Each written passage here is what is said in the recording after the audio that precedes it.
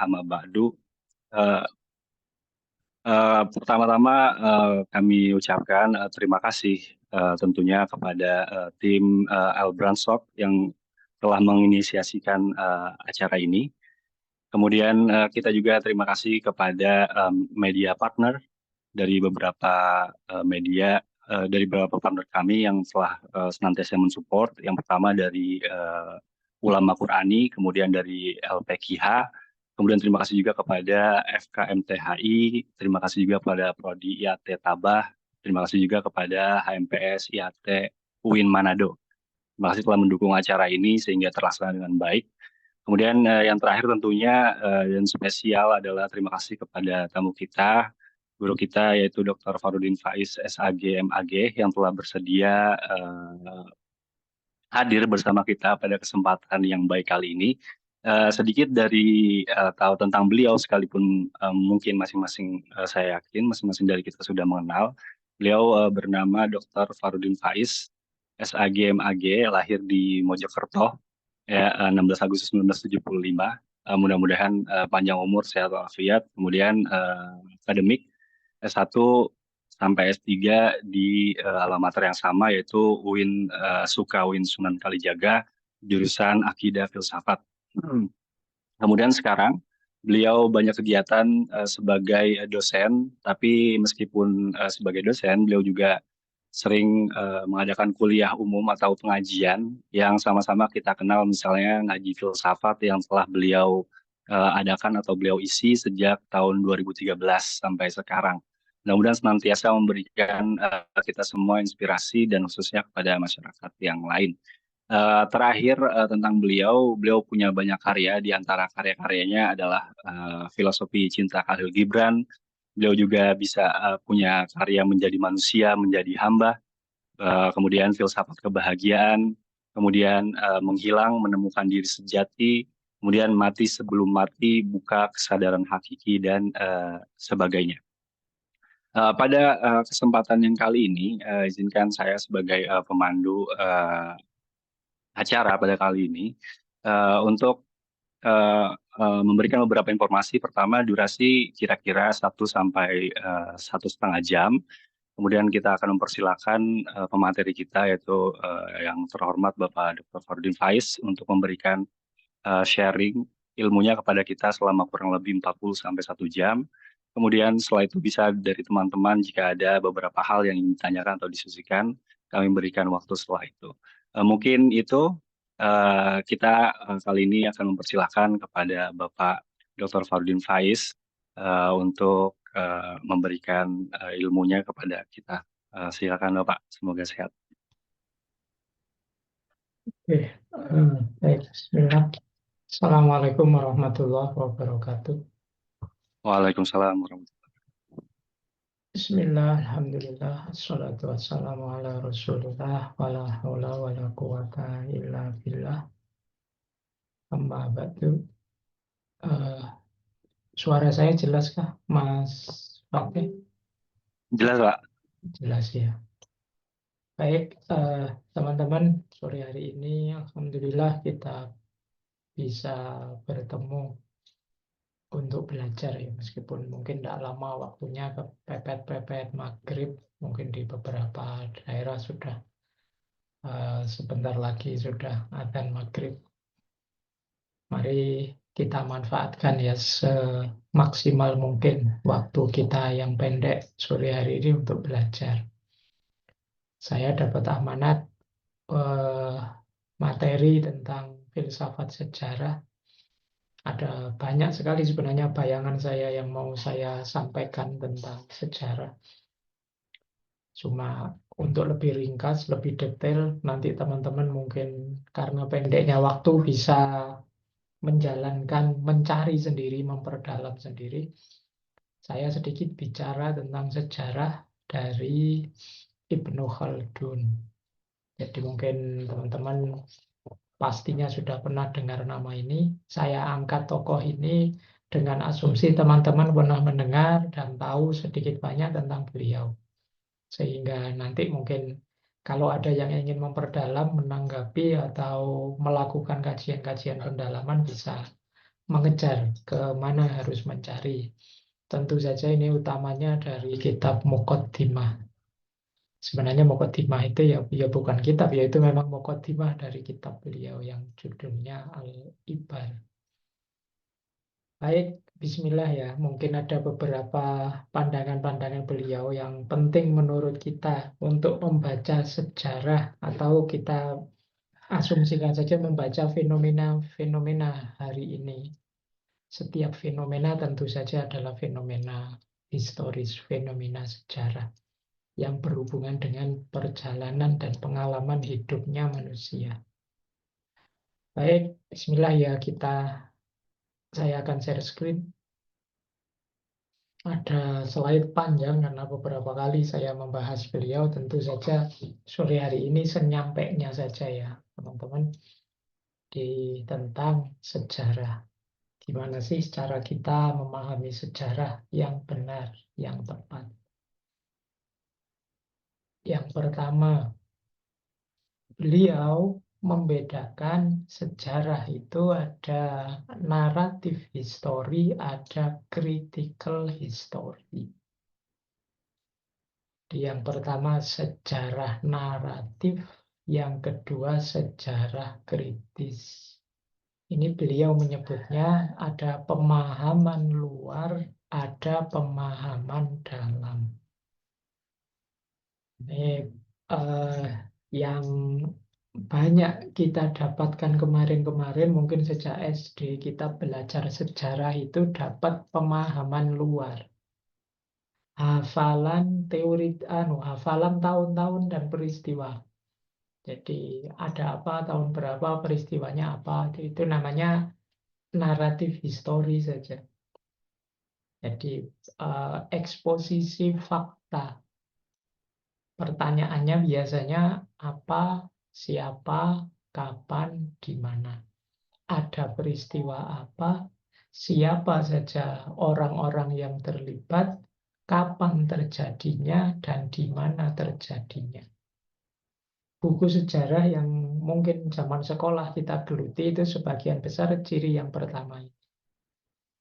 Ini yang oleh Ibnu Khaldun disebut materi tanpa substansi.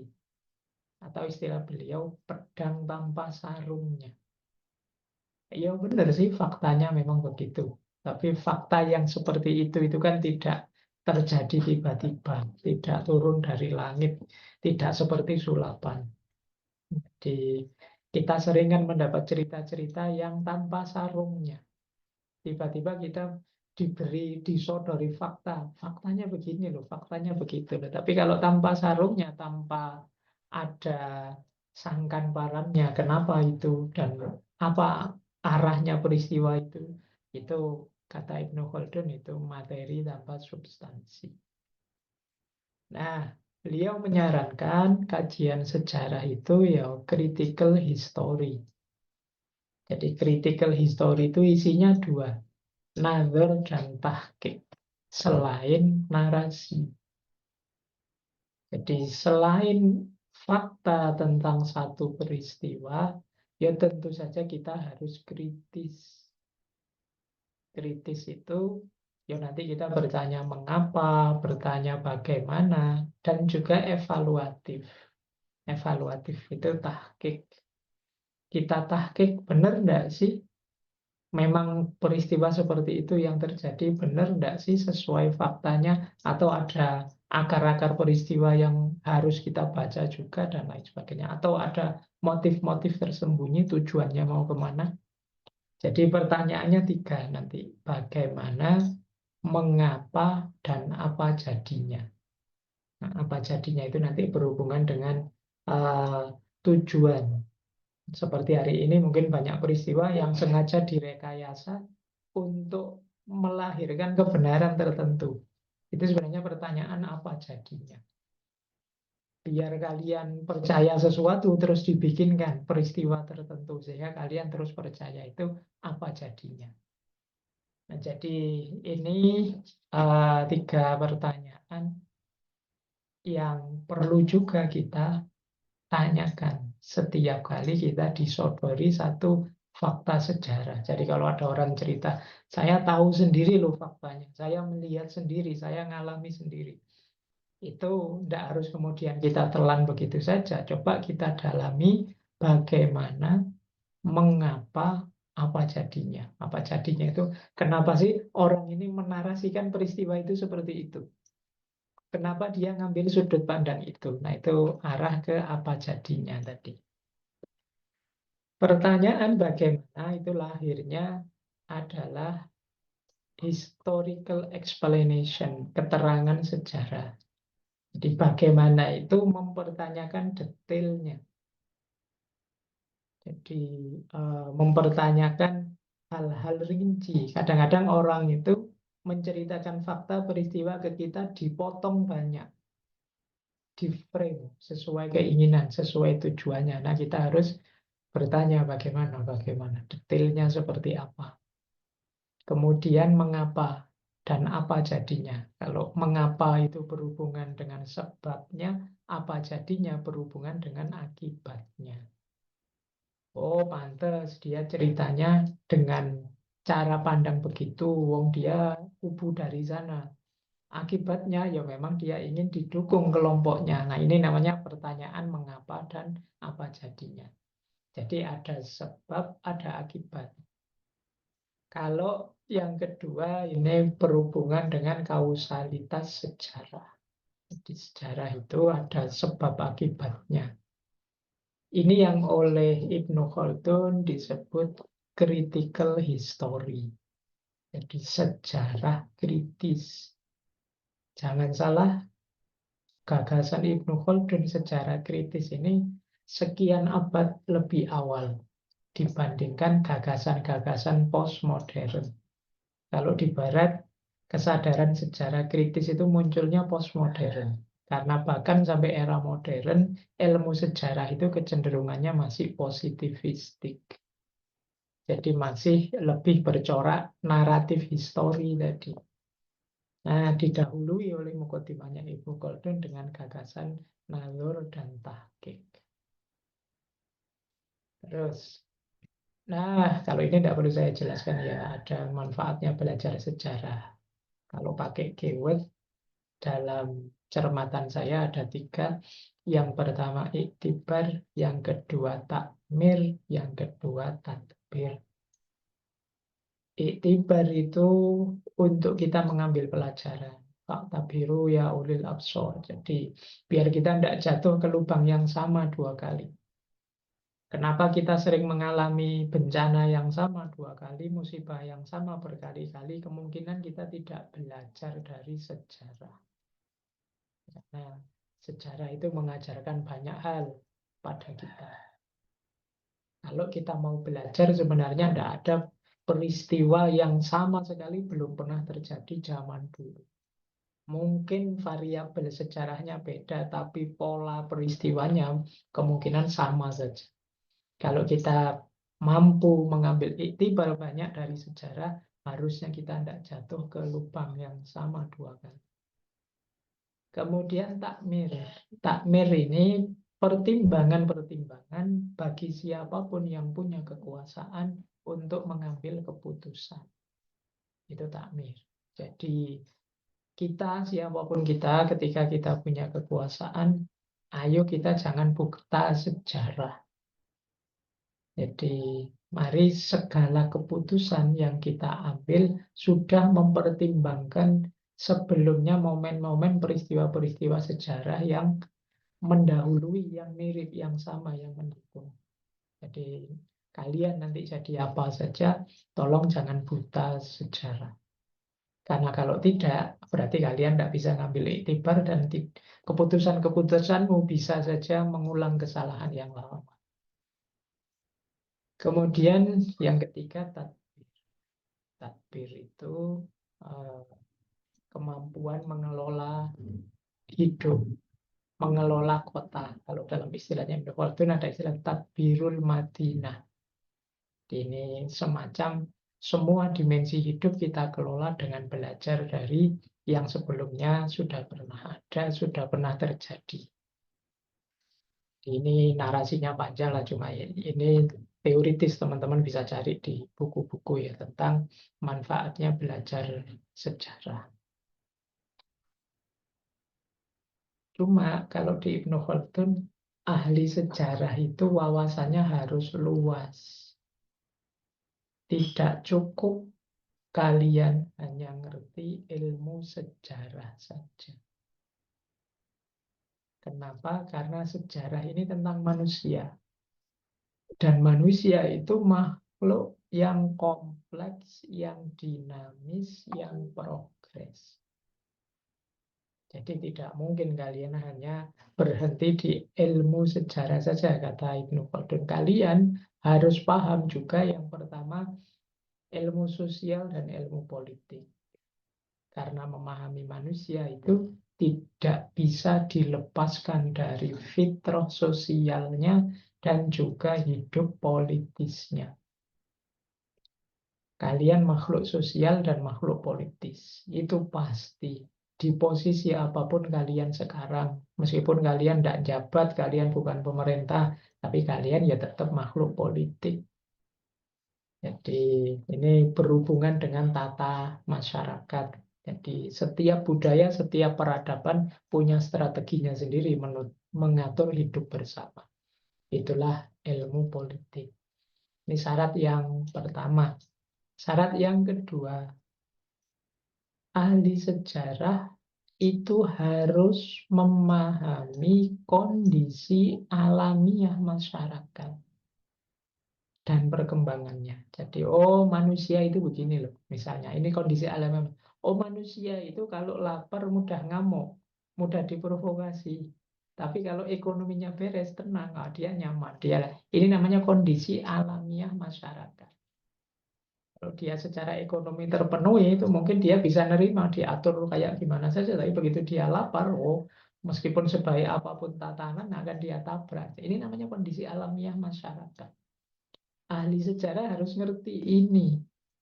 Kalian mungkin bertanya-tanya kenapa ya orang Indonesia itu kok betah banget dijajah oleh Belanda, dijajah sampai ratusan tahun. Itu kalian harus paham. Ini di kita, ini ada kondisi alamiah yang gimana. Mungkin mereka pinter cara memanfaatkannya dan lain sebagainya. Mungkin contoh ya kalau di Indonesia dulu teman-teman mungkin masih ingat nama Senuk Horgronye. Itu dia datang ke Indonesia belajar seperti apa sih psikologi hidup sosial budaya masyarakat Muslim di Indonesia. Dengan memanfaatkan itu kemudian mereka bisa eh, apa semacam menaklukkan kita.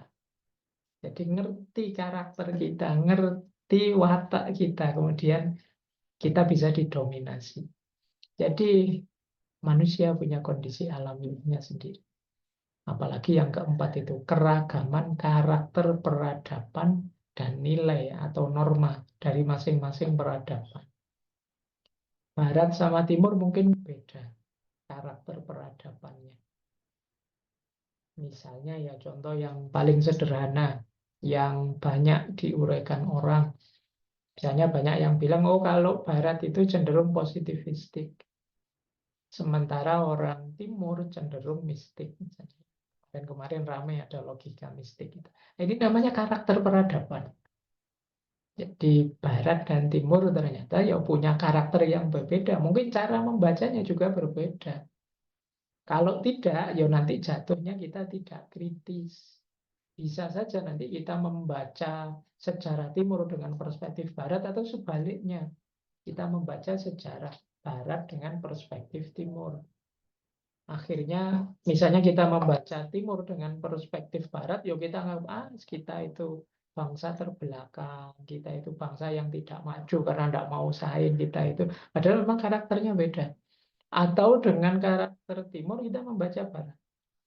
Mungkin kita, Barat itu terlalu material, Barat itu terlalu duniawi, lupa akhirat, dan lain sebagainya. Ini karena kita belum memahami karakter peradabannya.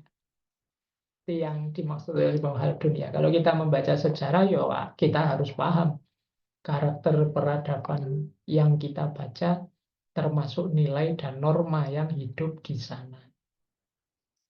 Jangan lupa juga asal-usul dan perkembangan satu peristiwa secara sosial maupun budaya. Jadi kalau kita membaca satu momen historis, satu peristiwa, ya kita tidak boleh hanya memframe-nya di peristiwa itu saja tanpa mengaitkannya dengan latar belakang sosial, budaya, latar belakang momen historis sebelumnya, dan lain sebagainya. Sekarang kok generasi kita kayak gini, itu ya pasti ada latar belakangnya. Kenapa sih Indonesia kok seperti ini hari ini? Pasti ada latar belakangnya, yaitu progres. Jadi kita harus memahami 4 aspek ini sebelum kita masuk belajar memahami satu peristiwa sejarah. Ini bekal kita, makanya belakangan kan ramai sekali kajian-kajian yang kita kenal sebagai interdisiplin, multidisiplin, atau transdisiplin. Karena masing-masing bidang itu, apalagi yang humaniora, itu sulit untuk berdiri sendiri-sendiri. Ilmu kalian yang humaniora itu pasti terkait dengan ilmu-ilmu lain. Kalian belajar psikologi, ya mungkin akan ketemu dengan sosiologi, mungkin ketemu dengan politik, ketemu dengan filsafat, ketemu dengan agama. Itu kalau kalian gelap sama sekali di tengah ilmu-ilmu tadi, sulit kalian memahami psikologinya manusia lebih dalam. Kalian ilmu agama juga begitu kan? Belajar agama tidak bisa hanya agama saja begitu. Kalian harus paham psikologi. Kalau pakai Ibnu Khaldun nanti, oh psikologi bangsa Arab abad ke-6 misalnya, dan lain sebagainya, itu kita harus paham. Jadi ini kalau bahasa saya ya, Ibnu Khaldun mendahului zamannya tentang kesadaran lintas disiplin. Bahwa belajar sejarah itu tidak boleh sempit.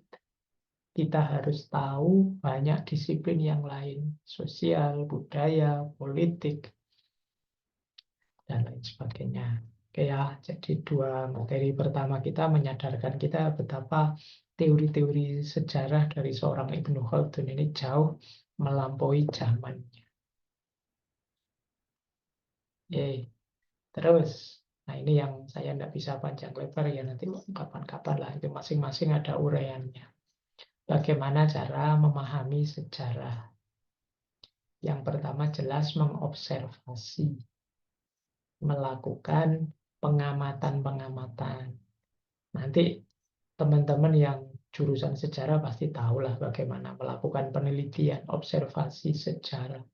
Mungkin melihat artefak-artefak, melihat peninggalan-peninggalan lama, atau melihat potongan-potongan sisa-sisa dari peristiwa, dan lain sebagainya. Kemudian kritisisme, mengkritisi. Jadi tidak percaya begitu saja. Karena kadang-kadang kan kita ada orang itu, wow ini Gucci dari era tahun berapa, tapi ternyata di bawahnya ada capnya yang era kemarin saja sih, tidak terlalu jauh. Ini kita harus kritis. Kadang-kadang orang itu kalau sudah terlena, itu menganggap pokoknya yang heboh-heboh itu pasti iya saja.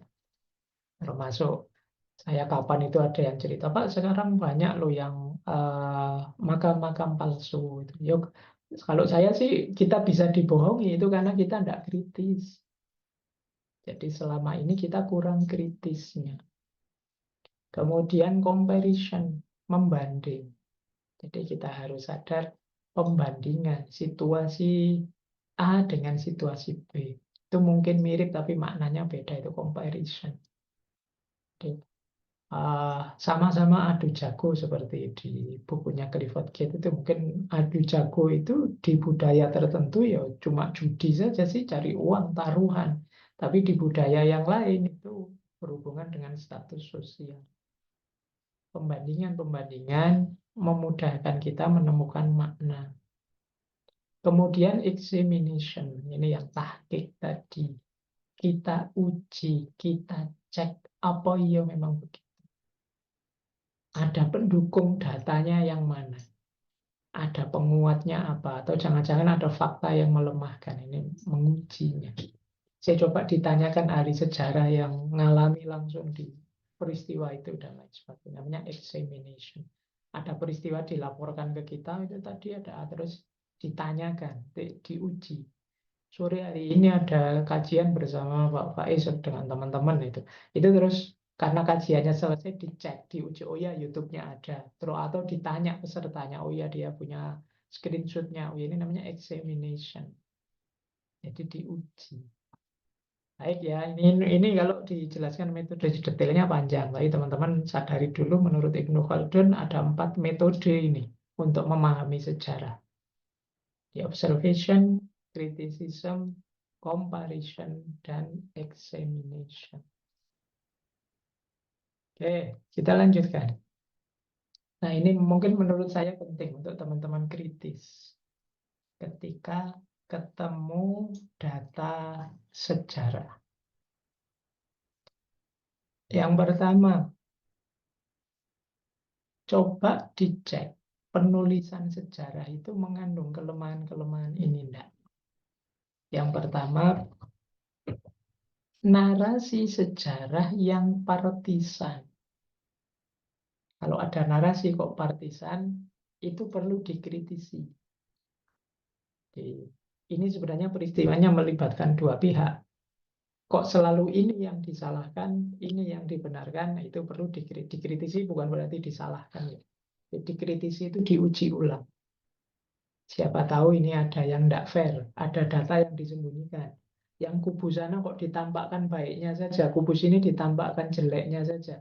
Apa memang kubu sini tidak ada baiknya, kubu sana tidak ada jeleknya. Nah ini hati-hati dengan narasi sejarah apapun yang sifatnya partisan. Kalian tidak boleh menelannya begitu saja, harus mengkritisi, mengujinya. Nah, kalian kan akademisi ya. Mungkin kalau orang awam sih ingin minta jadinya saja, tapi kalau untuk kalian tidak boleh. Kalian harus mengujinya, examination tadi. Kemudian yang kedua, overconfident dari penulisnya. Pokoknya ini mesti benar, ini mesti valid, ini perlu dikritisi juga. Jadi orang overconfident terhadap sumbernya. Mungkin ada banyak rujukan, ada banyak sumber, dia hanya milih satu dan dianggap satu itu pasti yang paling baik, yang semuanya salah semua. Ini namanya overconfident terhadap sumber. Mengabaikan semua sumber yang lain selain yang dia percaya. Jadi, kok yang diambil yang kontra saja, padahal yang pro juga ada. Atau sebaliknya, kok ngambil sumber yang pro saja, yang kontra padahal banyak, yang kritik padahal banyak. Nah, itu kalian perhatikan ya. Jadi penulis pelapor peristiwa yang terlalu overconfident terhadap sumbernya, kemungkinan dia juga nge-frame sesuai kepentingannya. Yang ketiga, penulisnya punya imajinasi sendiri, punya bayangannya sendiri. Nah, ini sering kan misalnya penulisnya punya paradigma tertentu, sehingga dia memaknainya selalu versi mindsetnya.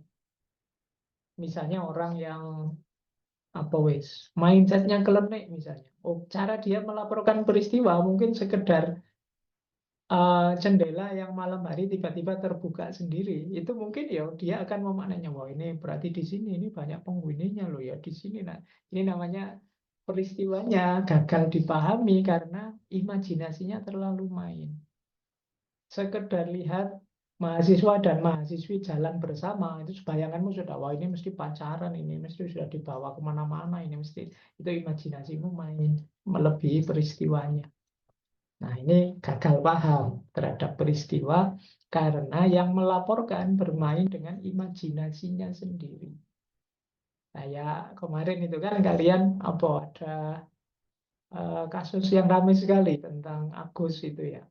Itu waktu kasus pertama kali keluar, Agus yang buntung itu, yang tangannya tidak ada itu, kalian kan rame-rame menghujat polisi. Wah, polisi itu gimana? Wong tidak punya tangan kok dilaporkan memperkosa. Gimana cara dia nyopot celana? Gimana kan? Bayanganmu tidak nyampe ke sana. Jadi pikiran imajinasimu ya mentok ya, kalau untuk nyopot celana ya dengan tangan kan gitu. Terus kamu rame-rame. Ternyata begitu ngerti faktanya kamu kaget. Nah, ini hati-hati dengan narasi-narasi yang kadang-kadang kita menafsir sendiri dengan imajinasi kita. Begitu imajinasi kita mentok, ya kita menghakimi sudah. Kemudian yang keempat tentu saja milih otoritas yang keliru. Jadi salah. Ini peristiwa apa yang diwawancarai kok siapa? Mentang-mentang orangnya terkenal misalnya. Nah ini juga harus hati-hati ya. Kadang TV-TV itu ketika harus melaporkan satu peristiwa sejarah, padahal ahlinya mungkin ada, tapi karena ahlinya tidak terkenal, mungkin lebih milih orang yang lebih terkenal saja, biar viewernya banyak. Nah ini hati-hati, hari ini mainnya viral. Otoritas yang dipercaya ya pokoknya yang viral berarti benar. Nah itu hati-hati. Salah milih otoritas. Yang kelima, memahami narasi sejarah itu harus plus konteksnya. Ada orang yang tidak mampu meletakkan peristiwa dalam konteksnya yang tepat. Ini konteksnya politik, apa konteksnya agama, apa konteksnya pendidikan, apa konteksnya. Contohnya konteks itu gini, misalnya kajian kita sore hari ini, itu teman-teman memahaminya konteksnya apa? Belajar, atau sekedar biar lembagamu ada kegiatan, atau itu harus pas. Karena begitu kamu salah meletakkan konteks, itu pemaknaanmu terhadap kegiatan ini bisa berbeda. Temenmu itu sedang guyon, bergurau, atau serius. Itu ketika gurau kamu anggap serius, serius kamu anggap guyon juga. Kamu akan salah paham terhadap peristiwanya. Jadi ya kalau dalam bahasa Arab kan ada likulli kaulin makolun walikulli makolin makomun. Jadi ya, setiap peristiwa ada tempatnya.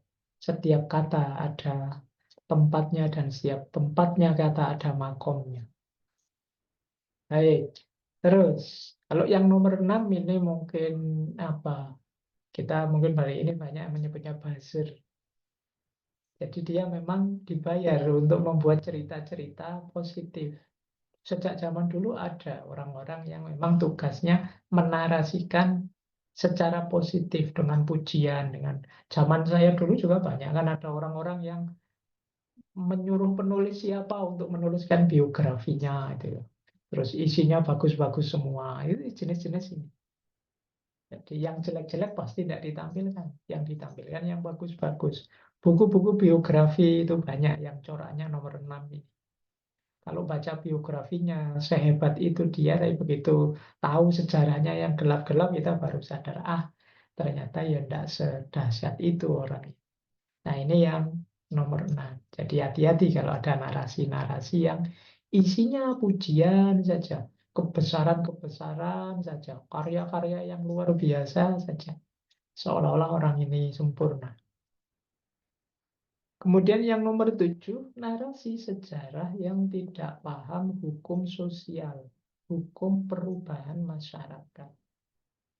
Bahwa masyarakat itu berubah. Membaca masa lalu dengan paradigma masa kini. Atau sebaliknya, membaca masa kini dengan paradigma masa lalu. Itu berbeda. Masa lalu dengan paradigma masa kini, misalnya kan banyak itu. Orang membaca sejarah zaman Nabi Muhammad, kok ada potong tangan, ada rajam. Wah, kejam sekali. Lu kejam kalau perspektif masa kini. Zaman itu, abad ke-5, abad ke-6, nomenklatur hukuman itu seperti itu. Jadi bagi orang zaman itu biasa. Ada hukum-hukum fisik ngeri itu. Tapi kalau pakai kacamata sekarang memang rasanya kejam. Tapi sekarang kan sudah ada transformasi perubahan. Atau sebaliknya, eh, masa lalu dipakai untuk memahami masa kini, tentu saja tidak relevan. Itu sama seperti orang tuanya kalian yang ngamuk-ngamuk terus lihat kalian. Itu zamannya. Ada yang sampai mengharamkan HP dan lain sebagainya. Itu ya zamannya sekarang berbeda, tidak kayak dulu. Masyarakat bertransformasi. Kemudian yang ke-8 kata Ibnu Khaldun, memahami sejarah, hati-hati dengan dramatisasi.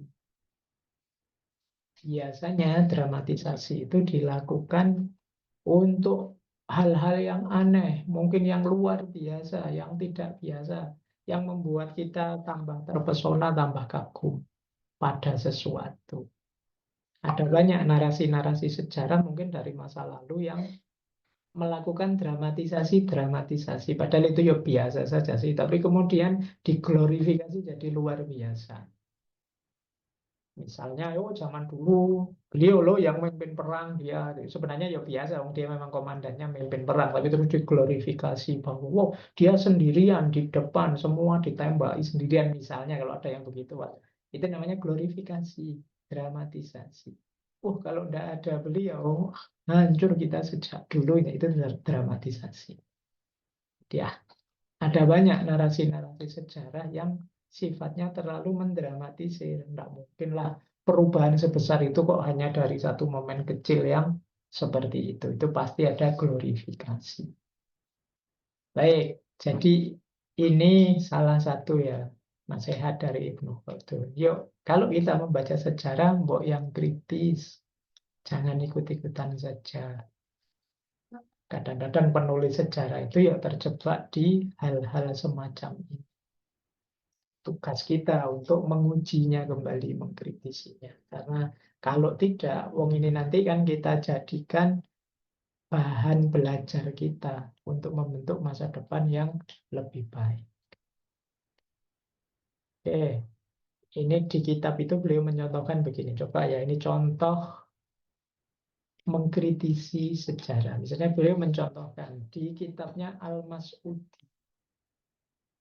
Al-Mas'udi menceritakan bahwa Nabi Musa itu dengan orang-orang Bani Israel di padang pasir teh, ya, Nabi Musa itu terhalangi masuk ke tanah yang dijanjikan.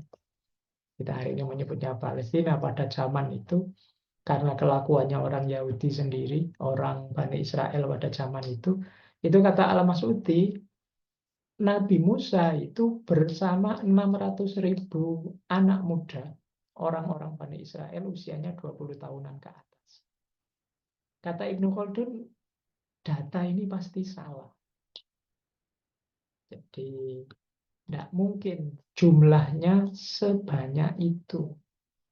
Kenapa? Kata Ibnu Khaldun begini, ayo kita nalar ya. Ketika Nabi Yakub dan putra-putranya dan pengikutnya masuk Mesir, zaman Nabi Yusuf, itu jumlah mereka 70 orang. Sementara antara Nabi Yakub ke Nabi Musa, itu hanya ada 4 generasi. Nggak mungkin. Dari 70 jadi 600.000 dari hanya melalui 4 generasi. 4 generasi itu kan mungkin orang tua, anak, cucu, cicit. 70 sampai level cicit, tidak masuk akal jumlahnya sampai 600.000. Kecuali anaknya sekian ratus, atau sekian ribu, sekian puluh ribu mungkin bisa. Itu alasan pertama, ini tidak masuk akal. Kata Ibnu Khaldun, pasti ada yang salah. Kemudian ceritanya Bani Israel sendiri. Menurut Bani Israel, jumlah pasukannya Nabi Sulaiman ketika jaya-jayanya Nabi Sulaiman itu hanya 12.000 orang dengan 1.400 pasukan kuda. Padahal ini zaman Nabi Sulaiman itu jaya-jayanya hanya segitu. Nah, ini tidak masuk akal. Alasan ketiga kata Ibnu Khaldun, padang pasir teh itu luasnya hanya berapa? Tidak terlalu luas. Tidak mungkin sejumlah 600.000 orang semuanya di padang pasir teh itu. Medannya tidak memungkinkan, terlalu sempit. Nah ini yang dicontohkan oleh Ibnu Khaldun ya. Kita juga harus kritis seperti ini maunya beliau. Membaca kalau ada narasi-narasi sejarah itu yuk kita kritisi. Karena kadang-kadang ya penarasi sejarah itu juga banyak problemnya juga, banyak kepentingannya juga. Kadang-kadang tadi mengglorifikasi, membesar-besarkan, dan lain sebagainya. Ada lagi yang dicontohkan. Ada banyak penarasi sejarah yang melupakan konteks. Misalnya ya, ada yang menceritakan tentang Hajjaj bin Yusuf ini seorang khalifah zaman Bani Umayyah yang terkenal kejamnya luar biasa. Nah, kemudian ada ahli sejarah yang menarasikan Hajjaj itu memang, maksudnya bukan keturunan orang pilihan, keturunan orang rendah saja. Untuk merendahkan Hajjaj itu menarasikan dia itu cuma anaknya ustadz. Nah, ini dikritik oleh Ibnu Khaldun. Loh, ustadz itu jangan dilihat zaman sekarang, kata beliau, zaman beliau. Kalau zaman sekarang, ustadz itu yang ngajari anak-anak TPA, ngaji Quran, mungkin kadang dipandang rendah oleh orang-orang yang kelas tinggi. Dicitrakan lemah, miskin, dan tawadu. Jadi anaknya orang kecil. Itu sebenarnya narasi ini untuk mengecilkan hajat. Tapi konteks zaman itu, kata Ibnu Khaldun, zaman Umayyah Abbasiyah itu yuk, orang yang disebut ulama itu luar biasa eh, posisi dan status sosialnya. Mereka ini warasatul anbiya. Dia justru anggota masyarakat yang paling mulia dan paling dihormati. Jadi menarasikan Hajjaj sebagai hanya putra seorang ustadz dengan konotasi merendahkan itu eh, salah konteks. Jadi, ayo ustadz zaman itu luar biasa. Ulama zaman itu ya sebagai yang sangat dimuliakan, status sosial yang sangat dihormati di tengah masyarakat. Ini contoh-contoh mengkritisi. Kadang-kadang kita juga sering tidak kritis memahami sesuatu. Baik, wah saya lihat waktunya. Ini saja terakhir untuk menggambarkannya. Nanti ada uraian panjang sebenarnya tentang ini. Ini di mana-mana sudah banyak dijelaskan. Ibnu Khaldun itu termasuk yang punya teori sejarah itu siklus berputar. Jadi peradaban manusia itu bukan perjalanan linier. Kalau orang Barat itu menganggap sejarah itu linier. Seperti Hegel itu melihat sejarah itu linier. Manusia itu tambah maju, tambah maju, tambah maju, tambah rasional, tambah rasional. Kalau Ibnu Khaldun enggak. Peradaban manusia itu berputar.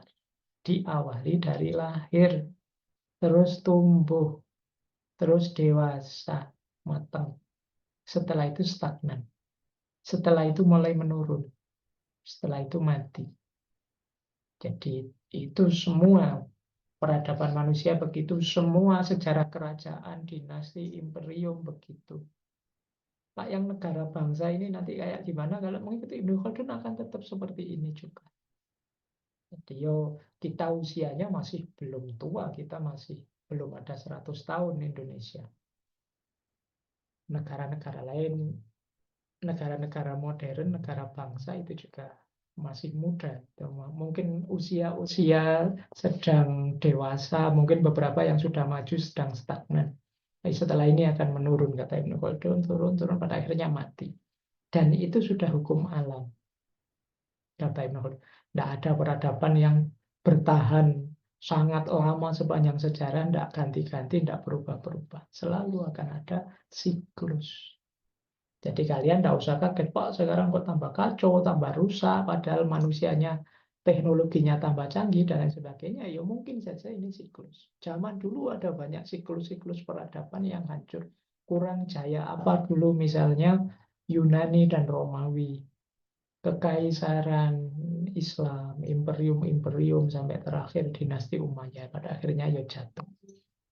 Umayyah, Abbasiyah, Utsmaniyah, Turki Utsmani juga pada akhirnya jatuh. Ya memang seperti itu. Modenya sejarah, siklus sejarah. Ada banyak tokoh yang punya pandangan mirip bahwa sejarah itu berputar. Jadi maka kalian tidak usah kaget kalau hari ini orang menyebutnya akhir zaman, sebentar lagi kiamat dan lain sebagainya. Mungkin ya bisa saja kiamat peradaban ini. Bagian tertentu bumi ini akan jatuh, hancur, mati. Tapi dari situ akan lahir kembali yang baru. Akan muncul kembali yang baru. Mungkin misalnya zaman Perang Dunia Kedua, betapa jatuh hancurnya Eropa sampai Asia, Jepang, dan lain sebagainya. Tapi kemudian mereka kayak mati. Setelah itu bangkit lagi, hidup, tumbuh lagi, dewasa, dimanapun itu. Dan nanti argumennya banyak. Kalau dalam istilahnya Ibnu Khaldun ya biasanya perkembangan itu minal badawah ilal hadoroh. Dari kondisi primitif, kondisi sangat sederhana menuju kondisi maju berperadaban. Nah, nanti itu teori yang lain. Tapi memang lanjutannya nanti ke sana. Kalau belajar sejarahnya Ibnu Khaldun. Baik, saya kira itu saja ya. Sedikit teman-teman ya untuk pemanasan saja membuat kita terpacu untuk berpikir tentang sejarah. Monggo, saya kembalikan ke Mas Fateh. Baik, alhamdulillah terima kasih pemaparan yang telah disampaikan dari guru kita Pak Dr. Farudin Faiz. Kemudian mungkin kita lanjut ke sesi selanjutnya ya. Respon dari teman-teman mungkin ada beberapa hal yang ingin berdiskusi, sharing tentang mengenai tema kita sejarah, khususnya memahami sejarah dari Ibnu Khaldun ya, sebagaimana yang disampaikan oleh Pak Faiz. Terima kasih, silakan.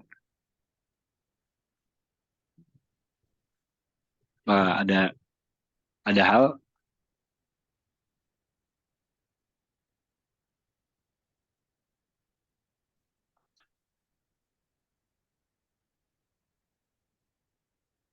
Silakan Arman Maulana, mungkin bisa dibuka mic-nya supaya terdengar.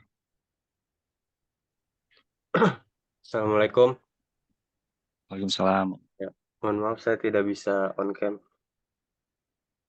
Ya, izin bertanya Pak Faiz.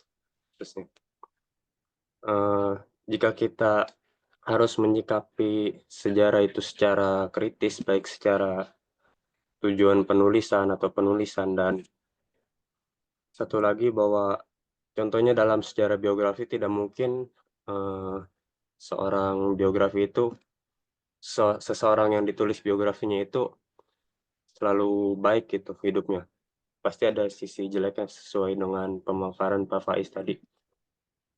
Tapi apakah boleh jika kita melakukan metode yang tadi Ibnu Khaldun jelaskan dalam bukunya itu kepada istilahnya kepada kisah hidupnya Nabi Muhammad gitu. Kita mengkritisi kisah hidupnya Nabi Muhammad gitu. Apakah boleh Pak seperti itu? Karena jika kita misalkan mengkritisi mungkin narasi-narasi sejarah keislaman, itu mungkin di Indonesia masih dianggap tabu gitu Pak, tidak seperti misalkan kajiannya orientalis di barat Pak. Seperti itu Pak, terima kasih. Oke, baik. Mungkin ada Pak izin, mungkin ada beberapa pertanyaan lagi supaya kita kumpulin. 2 pertanyaan lagi mungkin. Di kolom chat kita temuin ada juga yang bertanya, bagaimana menyikapi sejarah dan karomah atau berita palsu berdasarkan konteks yang benar. Ini dari Alfon Fajar Mubarak. Mungkin sedikit banyak ada persamaan dengan pertanyaan sebelumnya ya, tentang sejarah biografi seseorang dalam konteks keagamaan kita ya, Islam, bagaimana supaya mendapatkan perspektif yang baik gitu ya mungkin. Kemudian yang lain ada lagi ini genealogi filsafat sejarah versi Ibnu Khaldun ini gimana? Apa karena catatan-catatan sejarah Islam bagi beliau kurang memuaskan? Atau masyarakat eranya tidak kritis membaca aturan catatan-catatan sejarah? Kemudian apakah memungkinkan mencatat sejarah dengan tidak parsial? Saya kira ini dua pertanyaan yang bisa kita mulai dari situ ya, Pak Faiz. Ini ada yang pertama tadi, bagaimana kita menyikapi atau melihat atau mengimplementasikan kritik sejarah kepada seperti sejarah Nabi Muhammad. Karena cenderung di Indonesia misalnya itu masih hal yang tabu untuk diimplementasikan ke ranah tersebut. Sebagaimana juga pertanyaan lanjutan, bagaimana kita melihat sejarah seperti misalnya biografi sejarah seperti Syekh Abdul Qadir Jailani gitu dengan karomah-karomahnya dengan perspektif yang benar. Yang terakhir itu tadi tentang genealogi filsafat sejarah versi Ibnu Khaldun. Ini buku Muqaddimah ini lahir itu karena keresahan-keresahan apa yang dimiliki oleh Ibnu Khaldun. Kemudian apakah kita mungkin mencatat sejarah dengan tidak parsial? Mungkin itu Pak, 3 pertanyaan yang kita kumpulkan. Terima kasih teman-teman. Kita kembalikan kepada Pak Dr. Ais untuk merespon. Terima kasih Pak.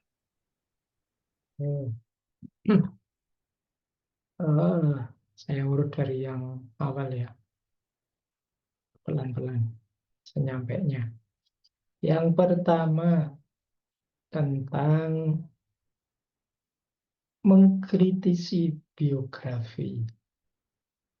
Yang pertama ya, jadi jangan lupa ilmu sejarah itu yang dikritisi adalah pelaporan sejarahnya. Jadi ada pelaporan sejarah yang tidak bertanggung jawab. Ada pelaporan sejarah yang memang detail, yang kritis seperti penciri jenis yang disampaikan oleh Ibnu Khaldun yang historical criticism. Ada banyak misalnya tentang Nabi Muhammad. Ada banyak para orientalis yang menarasikan, menceritakan Nabi Muhammad itu secara tidak kritis, dilepaskan dari konteksnya. Sehingga kesannya Nabi itu jelek, kesannya Nabi itu tidak manusiawi, kesannya bahkan ada yang Nabi itu pedofil dan lain sebagainya. Jadi ini membaca sejarah yang dilepaskan dari konteks, hanya dilihat faktanya. Lupa bahwa di balik fakta itu ada konteks yang konteks itu mewakili makna-makna. Seperti saya contohkan tadi, nomenklatur hukuman zaman itu ya memang begitu. Kalau kita pakai perspektif sekarang rasanya kok tidak nyambung. Tapi zaman itu ya seperti itu. Ya kalau kita hari ini menikah itu minimal usia berapa, harus dewasa dan lain sebagainya. Zaman itu bahkan perempuan itu bisa diwariskan, bisa jadi rampasan perang dan lain sebagainya. Jadi ini yang saya sebut melepaskan kisah hidup Nabi Muhammad dari konteksnya. Meskipun sebaliknya mungkin juga ada orang-orang yang bahasa saya mungkin karena saking cintanya pada Rasulullah ngarang-ngarang cerita yang itu disebut tidak ada dasarnya, yang bahkan ini sudah sebenarnya diancam juga oleh Nabi yang ngarang-ngarang tidak ada dasarnya tentang aku. Mungkin kisah-kisah apalah yang luar biasa yang sebenarnya tidak ada, itu cuma diada-adakan. Baik, jadi dua-duanya tetap tidak kritis. Jadi ilmu sejarah mengkritisi itu. Tidak pas, ini tidak begitu. Ini misalnya apa yang tentang terawih ya. Terawih itu saya pernah ada penceramah Ramadan yang ada hadis panjang sekali tentang sholat terawih yang Nabi bilang sesungguhnya sholat terawih itu bla bla bla bla. Wah, itu zaman Nabi istilah sholat terawih tidak ada. Tapi dia bilang Nabi menyatakan dalam hadisnya sesungguhnya sholat tarawih pasti itu ada yang salah dengan redaksinya.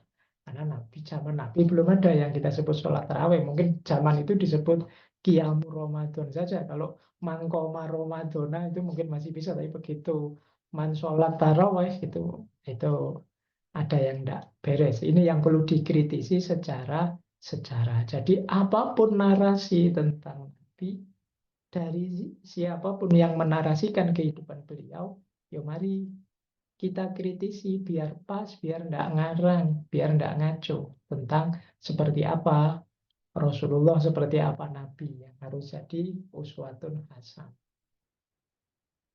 Baik, itu ya untuk yang pertama. Yang kedua, tentang ini sebenarnya tentang karoma, berita palsu, dan lain sebagainya. Ini yang saya sebut glorifikasi, dramatisasi kadang-kadang. Jadi dalam Islam memang ada momen-momen yang diyakini sebagai karomah. Mungkin memang ada fakta-fakta kekeramatan itu. Cuma masalahnya bukan itu. Masalahnya adalah ketika orang cerita tentang fakta-fakta kekeramatan itu, sumbernya mana, kemudian referensinya apa, bukti-bukti pendukung sejarahnya mana. Ya, kalau sekedar narasi cerita dongeng yang dibikin, ya monggo saja kalau mau diyakini. Tapi kalau mau jadi sejarah, jadi ilmu sejarah yang beneran, ya harus diolah secara kritis tadi. Harus mau, tadi loh ada 4 tadi ya, bahwa ilmu ini harus diawali dari observasi, dikritisi, dibandingkan, bahkan nanti diuji. Jadi, monggo saja Pak, katanya Syekh Abdul Qadir Jailani itu bisa menghidupkan orang mati atau menghidupkan ayam mati, dan monggo saja sih. Tapi kalau ini mau masuk jadi fakta sejarah, bukan fakta keyakinan atau sekedar dipercaya begitu saja, ya harus diolah dengan ilmu sejarah. Data itu diambil dari mana? Sumbernya apa? Otoritas sumber itu bagaimana? Kan tadi itu ada cara-caranya. Biar kita tidak sedang mengglorifikasi sesuatu atau menceritakan yang tidak ada, itu sekedar ngarang saja. Atau jangan-jangan itu sebenarnya narasi-narasi simbolik, bukan narasi historis. Narasi simbolik itu ya sebenarnya itu simbol-simbol. Kita memaknainya tidak bisa letterlek. Kita harus melakukan demitologi untuk memahaminya. Jadi itu untuk kisah-kisah karomah, berita palsu, apalagi ada istilah berita palsu. Berita palsu ya memang palsu, berarti nah, kita harus menunjukkan titik palsunya di mana. Baik ya, jadi ini untuk menyikapi yang mungkin belakangan sering heboh. Tapi kalau memang itu enggak kok, ini tidak dimaksudkan untuk sebagai satu fenomena sejarah yang bertanggung jawab atau gimana, ini bagian untuk mendukung keyakinan, mendukung kepercayaan, ya monggo saja. Berarti memang bukan sesuatu yang berhubungan dengan fakta sejarah. Kalau memang ingin dinaikkan statusnya jadi fakta sejarah, ya harus diuji dengan ilmu sejarah. Caranya begitu. Baik, kemudian ini mungkin nanti agak panjang ya. Tentang genealogi keilmuannya Ibnu Khaldun. Jadi yang pertama, ini seingat saya ya, nanti coba dicari di buku-buku. Ibnu Khaldun ini hidup di abad 14. Ketika dunia Islam sedang banyak pergolakan, runtuhnya Abbasiyah, invasi Mongol, konflik antar kerajaan, antar dinasti di Afrika Utara dan Andalusia. Nah, ini kemudian mendorong beliau untuk lebih dalam memahami pola-pola sejarah tadi. Jadi, oh ini mungkin sejarah ini ada polanya, ada naik turunnya, ada perkembangan, ada keruntuhan. Di situ beliau tertarik untuk tadi loh, ada siklus sejarah. Kemudian yang kedua, kritik beliau terhadap sejarah tradisional. Jadi sebelumnya kalau saya bilang sejarah, orang bilang sejarah, itu sejarah yang pertama tadi, sejarah naratif. Yang itu seperti yang kalian tanyakan tadi, isinya banyak legenda-legenda, mitos-mitos. Bahkan yang level ilmiah pun para sejarawan itu kayak kalian dulu sekolah SD seperti saya bilang tadi, hanya mencatat ini peristiwa, tahun berapa, peristiwanya apa, tokohnya siapa, itu saja. Jadi tidak kritis. Jadi ini yang diajukan oleh Ibnu Khaldun itu bagian dari kritiknya terhadap sejarah yang naratif, sejarah tradisional yang isinya hanya cerita-cerita. Beliau yang mempelopori pendekatan yang lebih ilmiah, lebih bertanggung jawab terhadap sejarah. Jadi meneliti faktor sosial, ekonomi, politiknya, dan lain sebagainya. Nah, kenapa begitu? Kenapa sih kok beliau ingin pendekatan yang lebih ilmiah? Kalau dalam pernyataan beliau sih, beliau ingin mengembangkan konsep umron, ulumul umron, ilmu-ilmu peradaban yang sudah maju. Peradaban maju itu cirinya rasional. Jadi masyarakat berkembang secara bertanggung jawab, secara ilmiah dan rasional. Makanya beliau ingin, bukan begitu, ilmu sejarah juga harus dikelola secara lebih rasional, masuk akal. Tidak sekedar cerita legenda-legenda, mitos-mitos seperti yang kalian tanyakan tadi. Jadi harus dipertanggungjawabkan secara lebih ilmiah. Itu konsekuensi dari ulumul umroh. Nah, jangan lupa juga beliau ini seorang sosiolog, seorang politikus, beliau juga penasehat di dinasti, di kerajaan. Nah, ini membuat beliau harus banyak mengambil iktibar sejarah. Itu kalau fakta sejarahnya ngaco, ya dia tidak bisa ngambil hikmah yang cocok, yang sesuai. Ini yang mendorong beliau, ini harus dipastikan ini. Kalau narasi-narasinya isinya legenda-legenda mitos, bagaimana menerjemahkannya dalam kehidupan nyata? Bagaimana kita mengambil hikmah dari peristiwa-peristiwa yang kok sepenuhnya tidak masuk akal ini peristiwanya? Gimana kita ngambil iktibarnya? Nah, disitulah beliau terus ingin pendekatan yang lebih ilmiah. Dan satu lagi yang tidak boleh dilupakan, beliau ini juga banyak terpengaruh filsafat dan para filosof sebelumnya, termasuk para filosof peripatetik. Seingat saya dua orang yang juga banyak mempengaruhi beliau. Yang pertama Al-Farabi, yang kedua Al-Mawardi. Ini Al-Mawardi dengan Ahkam As-Sultaniyahnya, itu banyak bicara tentang sejarah kerajaan-kerajaan, dinasti-dinasti, naik turun, jatuh bangunnya, dan lain sebagainya. Jadi itu ya, kalau ada yang tanya genealogi, sebenarnya itu materi tersendiri. Kalau ingin dijelaskan panjang, lebih menarik, tapi ya kita terbatasi oleh waktu. Oke, baik. Saya kira itu dari saya. Monggo. Ya Pak, apa ada beberapa pertanyaan lagi mungkin bisa ditambah atau gimana? Kita buka sesi kedua untuk pertanyaan, Pak. Boleh. Sesi kedua mungkin 3 lagi. Yang dari pertama ada ya Abdullah Kafabihi, minta izin. Silakan buka mic-nya. Sebelumnya, Assalamualaikum warahmatullahi wabarakatuh. Terima kasih kepada Elbran dan juga Pak Hafiz atas pemaparan hari ini. Saya cukup tertarik dengan bagaimana Ustadz Faiz ini mengambil contoh yang kamu itu dari guru tadi, cerita hal-hal lagi. Nah, saya jadi penasaran mengenai kondisi alami masyarakat. Apakah kondisi alami masyarakat itu memiliki sifat naik turun seperti sejarah yang dianggapnya Ibnu Khaldun? Gitu. Karena saya masih penasaran siapa sih yang mengendalikan kondisi alami masyarakat itu. Apakah diawali dengan rekayasa lalu menjadi kebiasaan? Sebab menurut saya kondisi alami masyarakat itu menjadi kata kunci untuk melihat konteks dalam sebuah sejarah.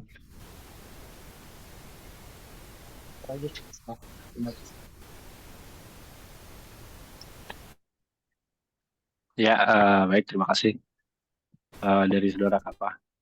Jadi kemudian mungkin ada pertanyaan yang lain.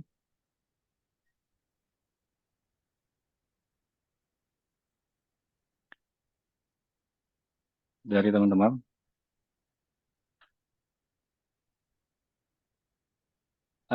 Saya izin Pak untuk sedikit merespon dari apa yang telah dimaparkan, khususnya dari Muqaddimah Ibnu Khaldun ya. Mungkin pertanyaan dari saya pribadi. Ibnu Khaldun emang kita tahu banyak dianggap sebagai orang yang kreatif, khususnya mengenai teori siklus yang tadi dijelaskan oleh Pak Faiz. Saya mau minta apa referensi atau yang lain dari Bapak tentang ini, Pak.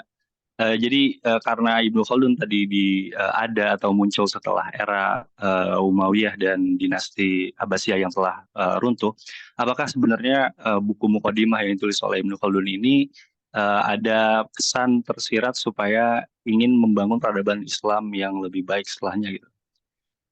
Nah, itu mungkin sedikit saja dan saya minta ini Pak buat tambah-tambah referensi bacaan. Mungkin itu Pertanyaan kedua, silakan kepada Bapak Faiz karena nggak ada lagi. Kita mungkin punya waktu setelah ini kita closing statement ya Pak, karena udah 1 jam lebih.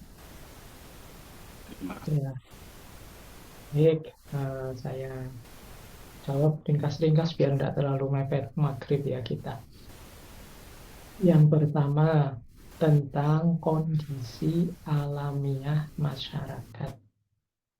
Jadi kondisi alamiah masyarakat itu, ini kalau pakai bahasa yang berbeda, kondisi alamiah itu sunnatullah. Jadi sunnatullah itu semacam hukum sosial. Yang ini tidak terelakkan, seperti itu kondisi alamiahnya. Saya bilang tadi misalnya, siklus tadi itu kondisi alamiah. Sehebat apapun masyarakat, pasti nanti akan mengalami fase deklinasi, stagnan, turun, hancur, mati. Itu kondisi alamiah masyarakat. Kemudian Ibnu Khaldun mencontohkan juga kondisi alamiah masyarakat asobiah. Asobiah itu ikatan bersama. Kadang orang menyebutnya fanatisme yang kadang disikapi secara negatif. Tapi kalau di Ibnu Khaldun ya asobiah itu ya kadang-kadang jadi unsur pemersatu. Jadi semakin orang rasa asobiahnya, jadi rasa memiliki keterikatannya pada kelompok sosialnya kuat, itu semakin lembaga itu, kelompok sosial itu akan bisa tahan lama. Tapi semakin daya asobiahnya menurun, semakin kita mudah hancur, mudah pecah, mudah kalah.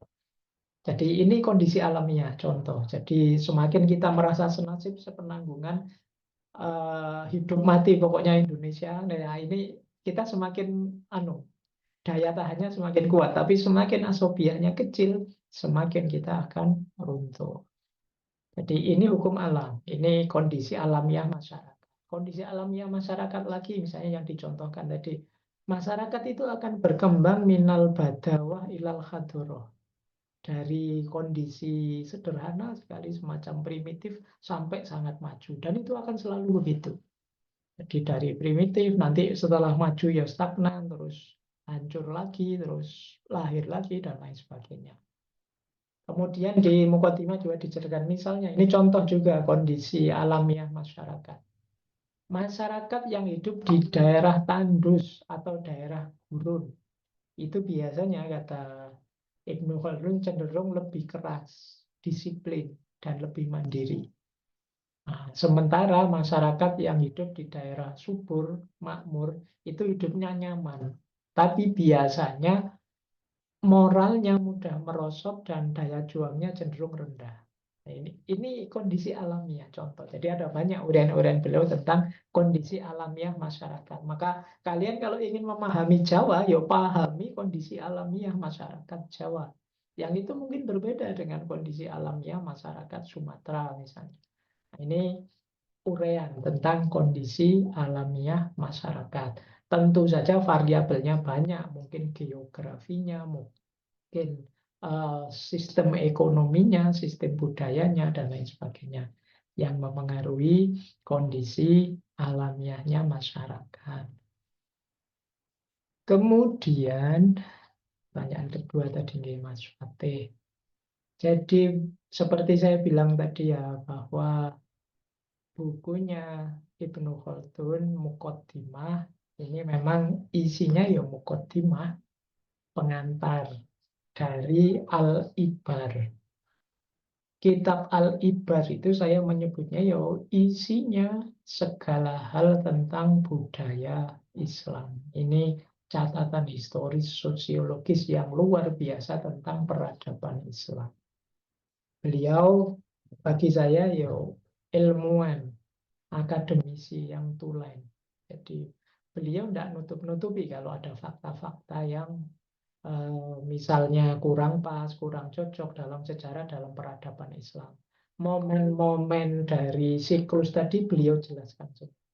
Jadi tidak apologis menjelaskan bahwa Islam itu pasti baik, pasti luar biasa dalam peradaban. Karena nanti ada banyak manifestasi-manifestasi negatifnya juga.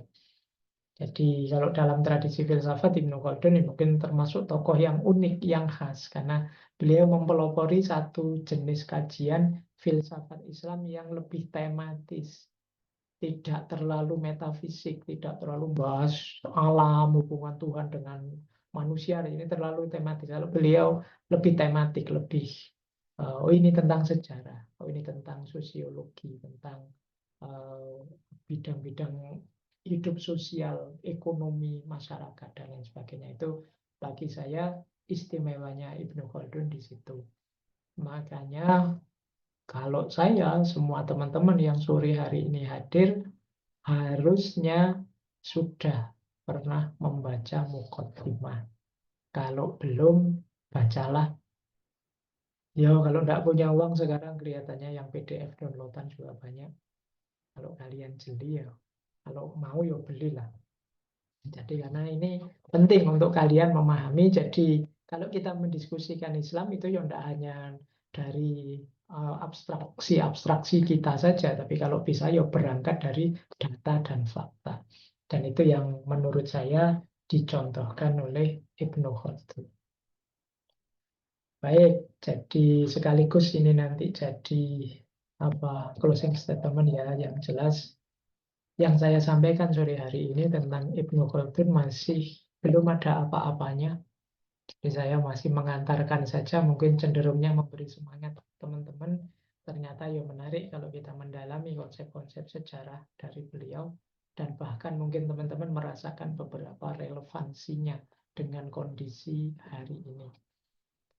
Menarik kalau saya, teman-teman, kita mulai melakukan gerakan-gerakan semacam revitalisasi, kita vitalkan lagi gagasan-gagasan para tokoh, para ulama lama yang ternyata itu masih sangat relevan untuk kondisi kita hari ini.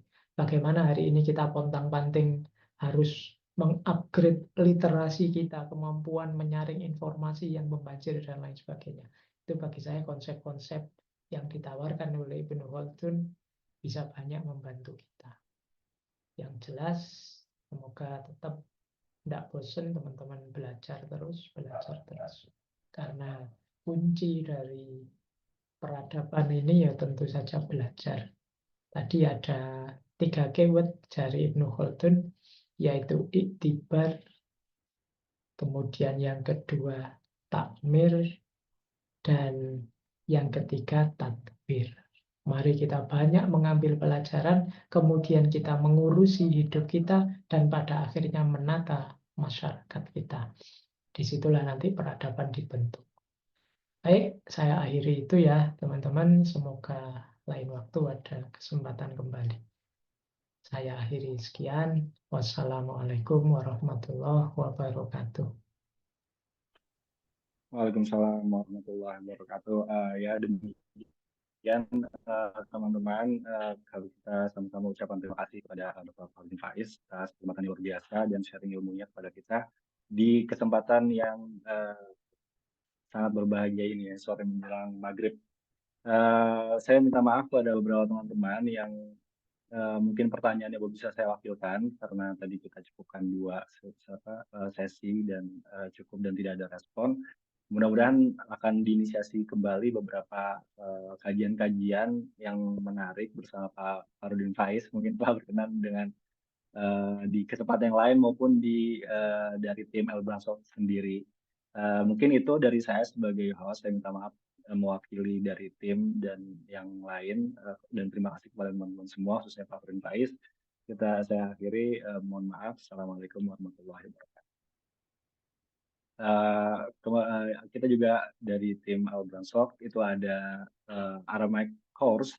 Ini berkaitan dengan beberapa kajian kita sebelumnya tentang late antiquity, ya, jangan tentang adanya budaya atau huruf yang diasumsikan memiliki pengaruh dari bahasa Aramaik. Maka itu kita sama-sama menginisiasikan dari Elbransov program namanya Aramaic Course bersama salah seorang dari Indonesia, yaitu Pak Sapri Ali yang terkenal sebagai mentor Aramaik dan satu-satunya yang mengerti bahasa Aramaik.